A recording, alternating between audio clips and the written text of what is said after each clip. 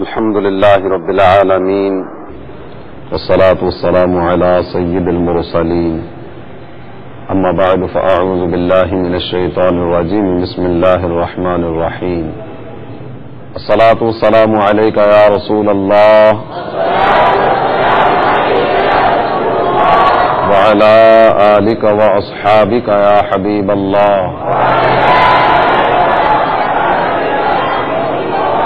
الصلاة والسلام عليك يا نبي الله وعلى آلك وأصحابك يا نور الله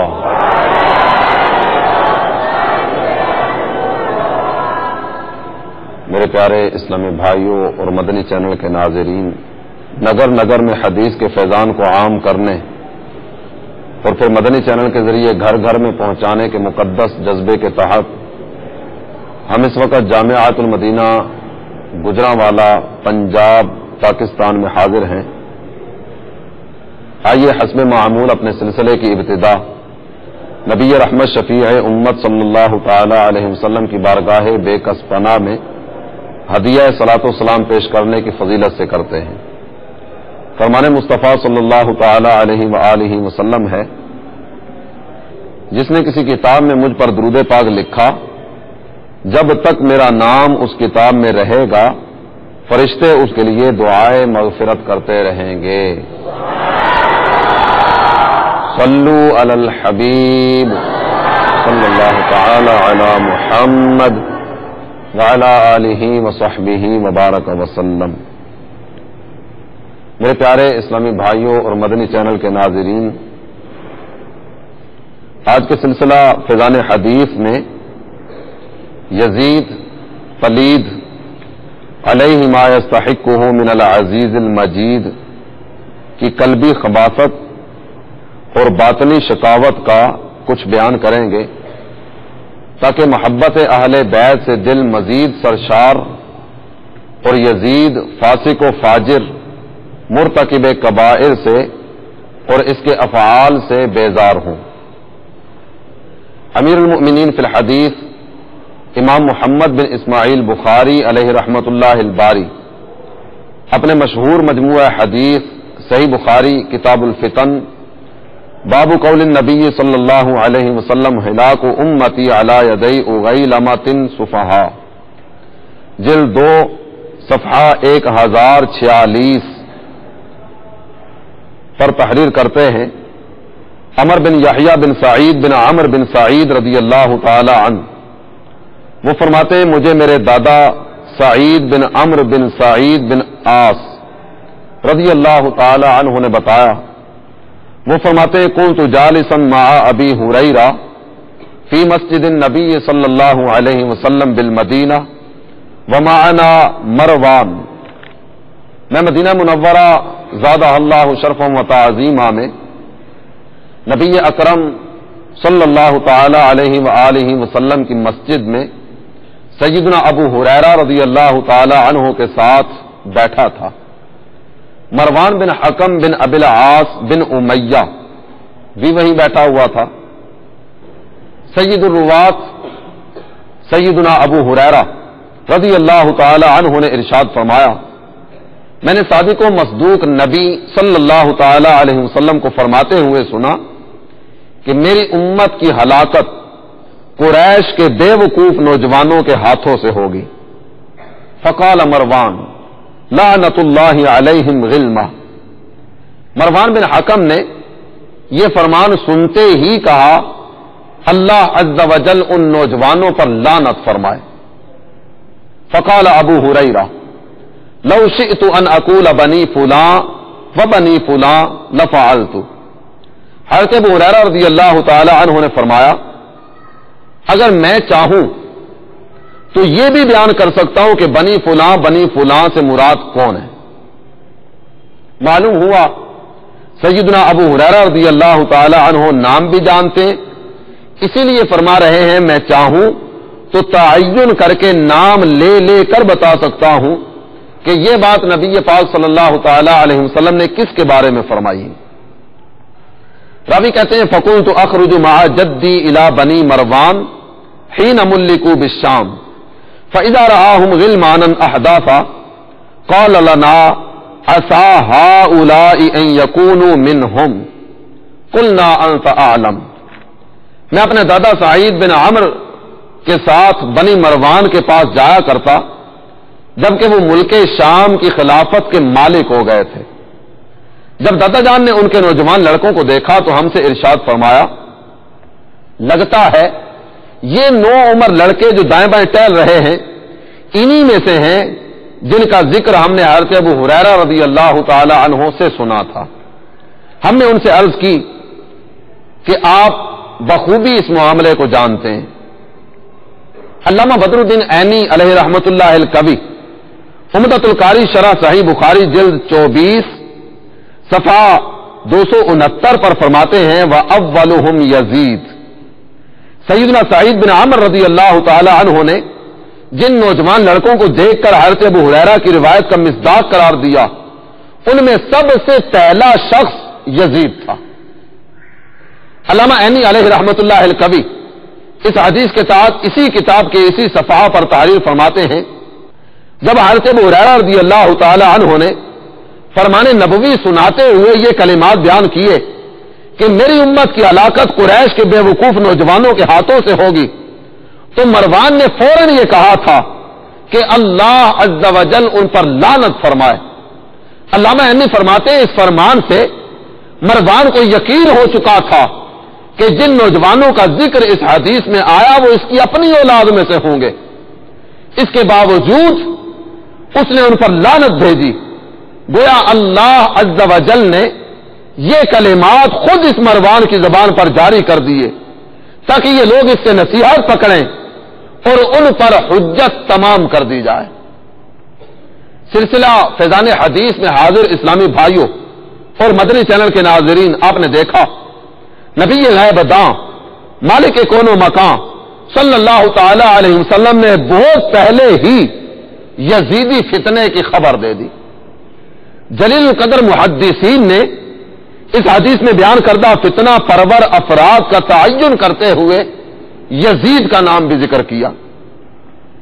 حضرت علامہ ملا علی قاری علیہ رحمت اللہ الباری فرماتے ہیں ان سے مراد وہ لوگ ہیں جو خلفائے راشدین کے بعد ہوئے، جیسا کہ یزید، عبد الملک بن مروان وغیرہ۔ مفسر شہیر، محدث کبیر، حکیم الامت مفتی احمد یار خان علیہ رحمت الرحمان مرآت شرح مشکات جلد 7 صفحہ 199 پر اس حدیث کے تحت فرماتے ہیں، ہمارے بعد کچھ نو عمر نا تجربہ کار نا اہل لونڈے بادشاہ اور حاکم بن جائیں گے اور اپنی نا اہلی نا تجربہ کاری کی وجہ سے میری امت کو ہلاک کر دیں گے۔ اس فرمان عالی میں یزید بن معاویہ، مروان بن حاکم وغیرہ نا اہلوں کی طرف اشارہ ہے۔ ان لوگوں کی وجہ سے امت رسول کو جو مصیبتیں پیش آئیں وہ سب کو معلوم ہے۔ میرے مدنی چینل کے ناظرین، بخاری شریف کی بیان کردہ حدیث میں نبی غیب داں صلی اللہ تعالی علیہ وسلم نے اشارتاً فتنہ پردازوں کا ذکر فرمایا، مگر بعض احادیث میں آپ صلی اللہ تعالی علیہ وآلہ وسلم نے بالتصریح ان کا ذکر کیا۔ چنانچہ مجمع الزوائد جلد 5 صفحہ 241 سے ارشاد نبوی سننے کی سعادت حاصل کیجیے۔ راوی حدیث کوئی عام شخصیت نہیں، سیدنا ابو عبیدہ بن جراح رضی اللہ تعالی عنہ وارضاہ ہیں۔ جناب ابو عبیدہ بن جراح ان 10 صحابہ میں سے ہیں جن کو بارگاہ رسالت سے جنتی ہونے کا مجدہ ملا۔ تاجدار اہل سنت، فارق نور و ظلمت، امام احمد رضا خان علیہ رحمت و رضوان اس مبارک جماعت کو سلام عقیدت پیش کرتے ہوئے فرماتے ہیں، وہ 10 جن کو جنت کا مجدہ ملا، وہ 10 جن کو جنت کا مجدہ ملا، اس مبارک جماعت پہ لاکھوں سلام۔ سیدنا ابو عبیدہ رضی اللہ تعالی عنہ کس قدر عظیم مرتبہ پر فائز ہیں، اس کی ایک جھلک دیکھنے کے لیے کتب صحاح میں سے سنن ابن ماجہ صفحہ 13 سے فرمانے مصطفی سنیے۔ سیدنا صلہ بن ظفر رضی اللہ تعالی عنہ حضرت عبداللہ سے روایت کرتے ہیں ان رسول اللہ صلی اللہ علیہ وسلم قال لأبی عبیدہ بن الجراح ھذا امین هذه الامہ مصطفیٰ جان رحمت شمع بزم ہدایت مالک جنت قاسم نعمت صلی اللہ تعالی علیہ وآلہ وسلم نے ارشاد فرمایا کہ ابو عبیدہ اس امت کے امین ہیں. امین الامت کے لقب سے ملقب سیدنا ابو عبیدہ بن جراح رضی اللہ تعالی عنہ پر امیر المؤمنین و خلیفۃ المسلمین سیدنا عمر فاروق اعظم رضی اللہ تعالی عنہ کا اعتماد دیکھیے. اب وقت وصال ارشاد فرما رہے ہیں کہ اگر آج ابو عبیدہ زندہ ہوتے تو میں خلافت ان کے سپرد کر کے جاتا. حضرت عمر کے انتقال کا وقت آیا، اس قدر اعتماد ہے حضرت ابو عبیدہ بن جراح پر، فرماتے ہیں وہ زندہ ہوتے تو یہ منصب خلافت ان کے سپرد کرتا. غور فرمائیے گا، جن کو حضرت عمر رضی اللہ تعالی عنہ خلافت کا اہل فرمائیں، مصطفیٰ کریم صلی اللہ تعالی علیہ وسلم امین الامت کا لقب عطا فرمائیں، اور جن کا اپنی زبان مبارک سے جنتی ہونا بتلائیں، ان کی بیان کردہ روایت کی صحت پر کس مسلمان کو کلام ہو سکتا ہے؟ آئیے راوی کا مقام و مرتبہ دیکھ لینے کے بعد ان کی بیان کردہ روایت بھی سنیے. اللہ عز و جل کے رسول صلی اللہ تعالی علیہ وآلہ وسلم نے ارشاد فرمایا لا یزال ھذا امر امتی قائما بالقسط، میری امت کا معاملہ ہمیشہ عدل و انصاف پر قائم رہے گا. بڑا سیدھا سیدھا معاملہ چلتا رہے گا. میری امت عدل و انصاف پر قائم رہے گی حتی یکون اول من یسلمہ رجل من بنی امیہ، یہاں تک کہ دین میں رخنا اندازی کرنے والا سب سے پہلا شخص یہ خاندان بنی امیہ میں سے ہوگا، بنی امیہ کے خاندان میں سے ہوگا. سنو اور خوب غور سے سنو، نبی الانبیاء حبیب کبریا تاجدار ارض و سما صلی اللہ تعالی علیہ وسلم خاندان بنو امیہ کے اس فتنہ پرور کا نام بھی بتلا رہے ہیں. ارشاد فرمایا یقال لہ یزید، اس کا نام یزید ہوگا. آئیے مزید سنیے، غور کیجیے اور خود فیصلہ فرمائیے کہ یزید کس قدر پلید اور کتنا بد نصیب ہے. علامہ سیوطی علیہ رحمت اللہ الکبی نے تاریخ الخلفاء صفحہ 143 پر ذکر فرمایا اخرج الرؤیانی فی مسندہ عن ابی الدرداء سمعت النبی صلی اللہ علیہ وسلم یقول اول من یبدل سنتی رجل من بنی امیہ یقال لہ یزید. محدث رویانی نے اپنی مسند میں سیدنا ابو ہریرہ رضی اللہ تعالی عنہ سے روایت کی، اللہ عز و جل کے نبی صلی اللہ تعالی علیہ وآلہ وسلم کو میں نے خود فرماتے سنا میرے طریقے کو بدلنے والا سب سے پہلا شخص بنو امیہ میں سے ہوگا اور اس کا نام یزید ہوگا. معلوم ہوا یزید فاسق و فاجر تھا، یزید دین میں رکھنا اندازی کرنے والا تھا، یزید نبی الانبیاء صلی اللہ تعالی علیہ وسلم کی سنت کو بدلنے والا تھا، یزید پلید تھا، یزید انتہائی سرکش اور بدترین شخص تھا. یزید کس قدر بے شرم، بے حیا اور لہو و لعب کا دل دادا تھا. آئیے دیکھیے اور دیکھتے چلے جائیے، ساتھ ہی ساتھ غور بھی فرمائیے کہ جوڑ و ستم کی اس قدر گھناونی تاریخ داستان رقم کرنے والا، ایسے ناپاک کردار کا مالک ملت اسلامیہ کا امام کیسے تسلیم کیا جا سکتا ہے؟ البدایہ والنہایہ جلد 8 صفحہ 236 پر ہے. نقل و درایت سے یہ چیز ثابت ہے کہ یزید سرود و نغمہ، ساز و راگ، شراب نوشی، سیر و شکار میں اپنے زمانے میں مشہور تھا. وہ عمر لڑکوں، گانے والی دوشیزاؤں اور کتوں کو اپنے گرد جمع رکھتا تھا. سینگ والے لڑاکا نیندوں، سانڈوں اور بندروں کے درمیان لڑائی کے مقابلے کروایا کرتا. ہر صبح نشے میں دھت پڑا ہوتا، گھوڑوں پر زیر کس کے بندروں کو ان پر بٹھا کر سیریں کرایا کرتا تھا، بندروں اور 9 عمر لڑکوں کو سونے کی ٹوپیاں پہناتا تھا، گھوڑوں کے آپس میں دوڑ کے مقابلے کراتا، جب کوئی بندر مر جاتا تو اس پر سوگ منایا کرتا تھا۔ دل تھام کر سنیے اور اس پلیت مریض عدید کی عادات خبیثہ پر افسوس کیجیے۔ البدایہ والنہایہ جلد 8 صفحہ 230 پر ہے، یزید خواہشات نفس کی طرف میلان رکھنے والا، بعض نمازیں ترک کرنے والا اور اکثر نمازوں کے اوقات کو غفلت میں گزار دینے کا عادی تھا۔ سلسلہ فیضان حدیث میں حاضر اسلامی بھائیوں اور مدنی چینل کے ناظرین، یزید پلید مرید عنید کی خرافات سے پردہ اٹھ جانے کے بعد اس کی قلبی خباثات اور گندی عادات کی حقیقت آشکار ہو گئی۔ یقیناً سب اسی نتیجہ پر پہنچے ہوں گے کہ امام عالی مقام امام حسین رضی اللہ تعالی عنہ اگر اس یزیدی فتنہ کو مٹانے اور اس کے مکر و فریب سے پردہ اٹھانے کے لیے میدان کرب و بلا کے مسافر نہ بنتے تو آج شاید اسلام کی بہاریں اس انداز میں ہم تک نہ پہنچتی۔ خاندان اہل بیت نے اپنی جانیں قربان کر کے اسلام کو بچایا، خود قربان ہو گئے، دین کو قربان نہ ہونے دیا۔ شہدائے کربلا نے اپنے خون سے شجر اسلام کی آبیاری فرمائی۔ یہ حضرات یزید کے مقابلے میں کیوں آئے؟ آئیے تاریخ الخلفاء صفحہ 142 پر علامہ سیوطی رحمۃ اللہ علیہ کی بیان کردہ ایک بات کو سنیں۔ اخرج الواقدی من طرق، واقدی نے کئی طرق سے اس حدیث کو ذکر کیا۔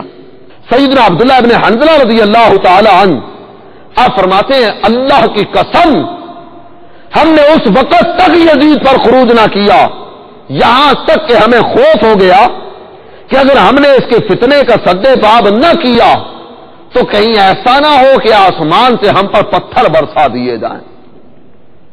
اس لیے کہ یزید پلید امہات اولاد اور بنات و اخوات سے نکاح کرنے والا شرابی اور تارک نماز تھا۔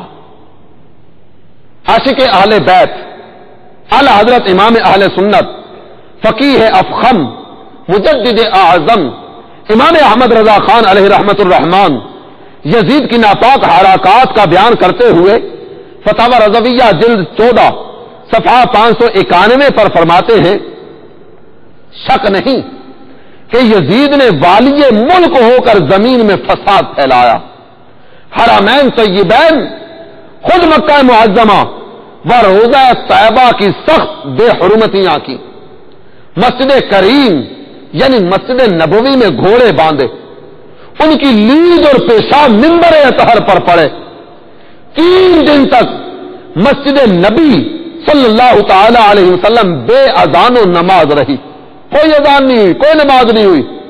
مکہ و مدینہ و حجاز میں ہزاروں صحابہ و تابعین بے گناہ شہید کیے، کعبہ معظمہ پر پتھر پھینکے، غلاف شریف پھاڑا اور جلایا، مدینہ طیبہ کی پاک دامن پارسائیں 3 شبانہ روز اپنے خبیث لشکر پر حلال کر دی۔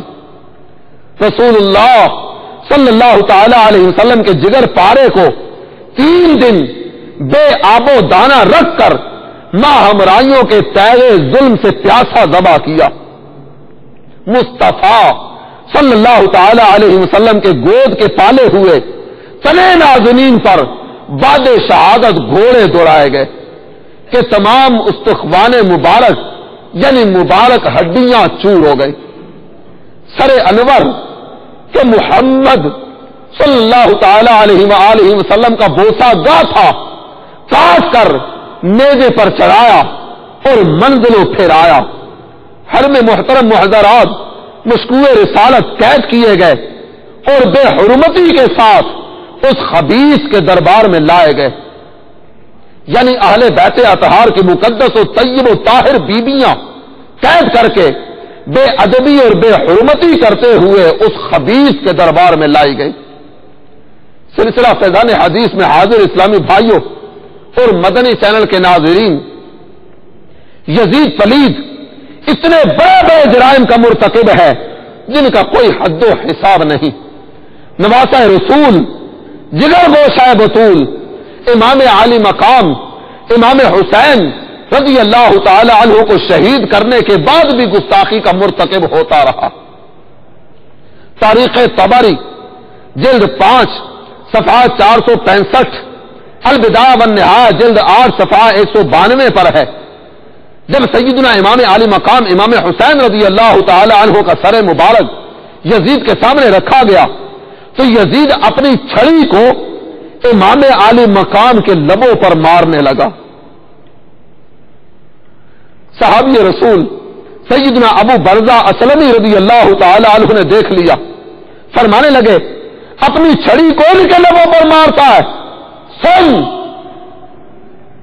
تیری چھڑی غلاب کی پنکھڑیوں سے بھی زیادہ نرم و نازک لبوں پر لگ رہی ہے۔ جانتا ہے یہ وہ مبارک لب ہیں جن کو بارہا نبی الانبیاء مکی مدنی مصطفیٰ صلی اللہ تعالی علیہ وسلم کو میں نے خود چومتے دیکھا ہے۔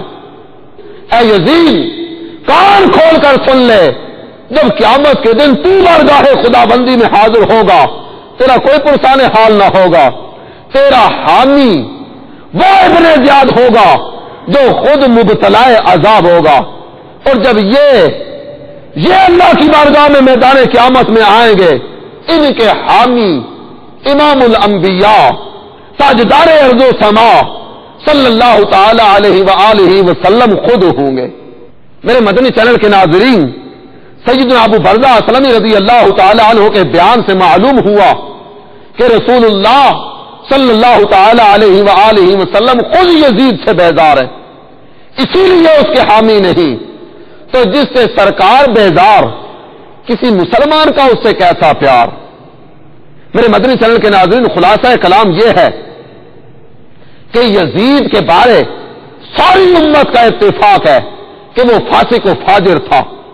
تمام کتب تاریخ کی ورق گردانی کر لیجیے، کہیں بھی اس کے زہد و ورع اور قناعت کا ایک پہلو بھی آپ کو نہیں ملے گا۔ یزید ہرگز خلافت کا اہل نہیں تھا، اس لیے کہ خلافت نیابت رسول ہے۔ خلیفہ وقت کے ہاتھ میں مسلمانوں کا دین بھی ہوتا ہے، دنیا بھی۔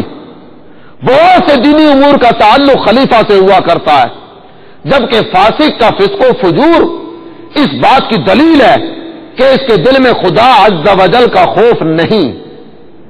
جو اپنی ہوس پرستی میں حدود شریعت کا لحاظ نہیں کرتا، وہ کیسے اس منصب کے ساتھ وفاداری کر سکتا ہے؟ دین کا غدار امور شرعیہ کے نفاذ میں کیسے وفادار ہو سکتا ہے؟ علامہ عبد الغنی نابلسی علیہ رحمت اللہ الغنی حدیقہ ندیہ شرح طریقہ محمدیہ صفحہ 201 پر فرماتے ہیں، بھیڑوں کی دیکھ بھال کے لیے بھیڑیے کو چرواہا بنا دینا اور بھیڑوں کا ریوڑ اس کے سپرد کر دینا، یہ کتنی تعجب والی بات ہے۔ ہمارے اسلاف یزید سے کس قدر نفرت کرتے تھے، اس کی چند مثالیں دیکھیے۔ واقعہ کربلا کے وقوع پذیر ہونے سے لے کر آج تک پوری دنیا میں کوئی ایک بھی ایسی مسلم شخصیت بیان نہیں کی جا سکتی جس نے یزید کو اچھے لفظوں سے یاد کیا ہو اور اس کا نام لے کر اس کے ساتھ رضی اللہ عنہ یا رحمت اللہ علیہ کہا ہو۔ واقعہ کربلا سے لے کر آج تک کوئی ایک بھی ایسی مسلم شخصیت نہیں ہے۔ پھر مزید آگے دیکھیے، ائمہ جرح و تعدیل کے ہاں یزید اس قابل ہی نہیں کہ اس کی کسی بات کو آگے بیان کیا جا سکے یا اس سے کوئی حدیث لی جا سکے۔ حافظ ابن حجر عسقلانی شافعی علیہ رحمت اللہ الکوی لسان المیزان جلد 6 صفحہ 293 پر یزید کا ذکر کرتے ہوئے فرماتے ہیں، مقدوح فی عدالتہ ولیس بأہل ان یروی عنہ۔ یزید ایک معیوب انسان ہے، برا آدمی ہے، اس قابل نہیں کہ اس سے روایت لی جائے، اس قابل ہی نہیں ہے کہ اس سے کوئی بات لے کر آگے بیان کی جائے۔ امیر المؤمنین فی الحدیث امام بخاری شافعی علیہ رحمت اللہ الکوی نے اپنی تاریخ کبیر جلد 8 صفحہ 313 سے لے کر 371 تک، جی ہاں 313 سے لے کر صفحہ نمبر 371 تک تقریباً 223 یزید نامی اشخاص کے حالات بیان کیے۔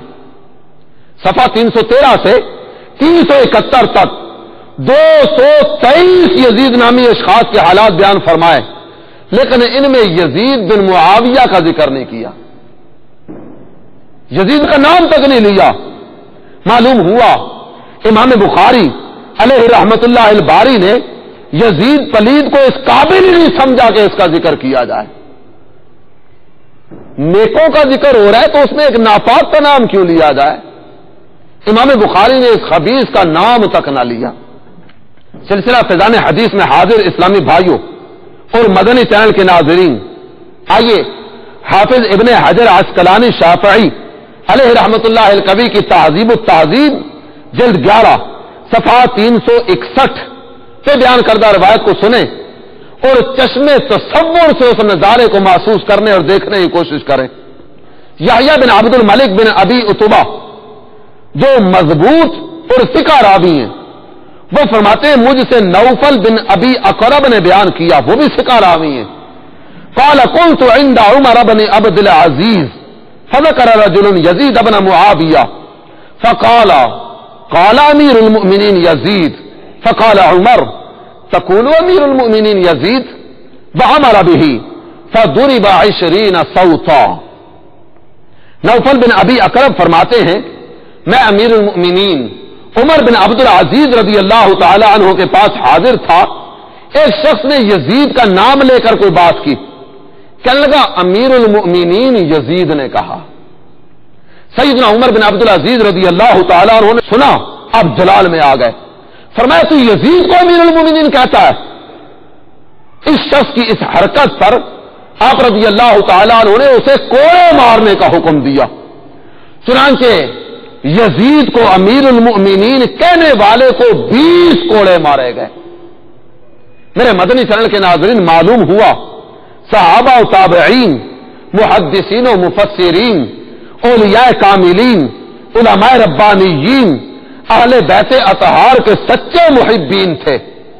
محبت اہل بیت اور الفت یزید یہ دو متضاد چیزیں ہیں۔ محبت اہل بیت اور الفت یزید یہ دو متضاد چیزیں ہیں۔ جس دل میں اہل بیت کی محبت ہے وہاں یزید کا پیار نہیں ہوگا، اور جو یزید کا تابع دار ہے وہ اہل بیت اطہار کا غدار ہوگا۔ الحمدللہ عز و جل ہمارے دل اہل بیت کی محبت و عقیدت سے سرشار ہیں۔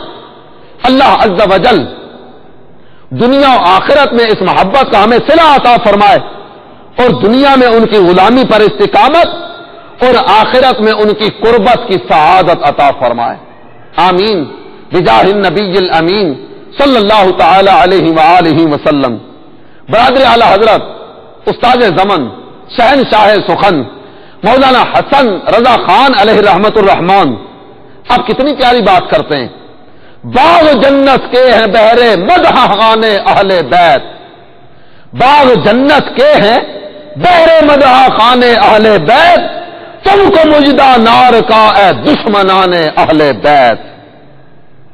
سلسلہ فیضان حدیث میں حاضر اسلامی بھائیوں اور مدنی چینل کے ناظرین، امام علی مقام، امام عرش مقام، امام ابن امام سیدنا حسین رضی اللہ تعالی عنہ کا زہد و تقوی، ان کی عبادات و ریاضات، ان کی تلاوت اور تلاوت کی حلاوت، ان کی شریعت و سنت کی پاسداری، دین مبین سے وفاداری، یہ روز روشن کی طرح عیاں ہے۔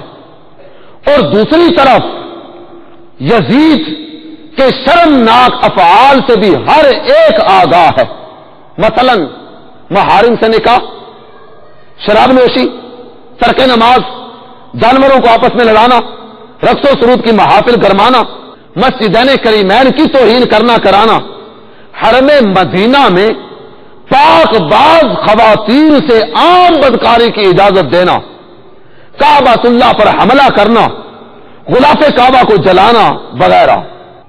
میرے مدنی چینل کے ناظرین، آئیے فکر مدینہ کرتے ہوئے ہم اپنا محاسبہ بھی کرتے چلیں اور یہ سوچیں، آج اس زبان سے امام علی مقام امام حسین سے محبت کا دعویٰ کرنے کے باوجود کہیں ایسا تو نہیں کہ یزیدی افعال ہماری زندگی میں اپنی تاریکیاں عام کرتے چلے جا رہے ہوں؟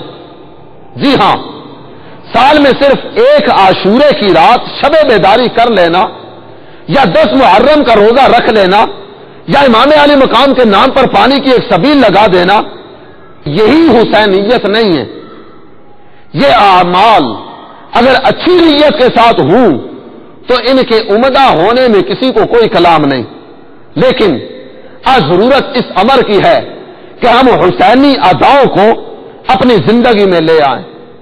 جائے تعجب ہے، امام علی مقام شہدائے کرب و بلا کے ایصال ثواب کے لیے لنگر تقسیم کرنے والا عین عاشورہ کے دن کوئی ایک نماز بھی باجماعت ادا نہیں کرتا، بلکہ یہ لنگر تقسیم کرنے والوں کی ایک تعداد ایسی ہوگی کہ ادھر لنگر تقسیم ہو رہا ہے اور ادھر عاشورے کے دن کی بھی کوئی ایک نماز ادا ہی نہیں کی۔ عین ممکن ہے امام علی مقام کی یاد میں 10 محرم کا روزہ رکھنے والا اگلے ہی دن ہاتھ میں شراب کی بوتل لیے ہو، 10 محرم کو ان کے نام کی سبیل لگا لی، مگر پورا سال یزیدی افعال کے ارتکاب کا سلسلہ جاری رہا۔ رقص و سرود کی محفل سجی ہے، طبلے کی تھاپ پر نوجوان لڑکیاں ناچ رہی ہیں، شراب کے جام چل رہے ہیں۔ ان یزیدی خباثات و خرافات کا مرتکب امام علی مقام سے محبت کا دعویٰ کرنے والا ہو تو اسے اپنے ضمیر سے اس قول و فعل کے تضاد کا سبب ضرور معلوم کرنا چاہیے۔